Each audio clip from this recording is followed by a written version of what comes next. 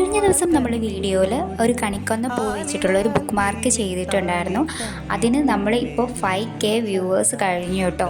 അതിന് ഒരുപാട് സന്തോഷമുണ്ട്. എനിക്ക് വളരെ ഹാപ്പി ആയിട്ടുള്ളൊരു കാര്യമാണ്. കാരണം എൻ്റെ ഇത്രയും വീഡിയോസ് ഞാൻ ഇട്ടതിൽ ഫസ്റ്റ് ടൈമാണ് അത്രയും വ്യൂവേഴ്സ് ഉണ്ടാവുന്നത്. പിന്നെ സബ്സ്ക്രൈബേഴ്സും ലൈക്കും ഒക്കെ അത്രയും തോനെ കിട്ടുന്നത് ഫസ്റ്റ് ടൈമാണ്. അപ്പോൾ എനിക്ക് ഒരുപാട് സന്തോഷം തോന്നി. അതുകൊണ്ട് തന്നെ ഇന്ന് നമ്മൾ കണിക്കൊന്ന പൂവിൻ്റെ ഒരു ക്രാഫ്റ്റാണ് കേട്ടോ ചെയ്യുന്നത്. വളരെ സിമ്പിളായിട്ട് നമുക്ക് ചെയ്യാൻ പറ്റിയിട്ടുള്ളൊരു ക്രാഫ്റ്റാണ്. പെട്ടെന്ന് തന്നെ നമുക്ക് ചെയ്തെടുക്കാൻ പറ്റിയിട്ടുള്ളൊരു ക്രാഫ്റ്റാണ്.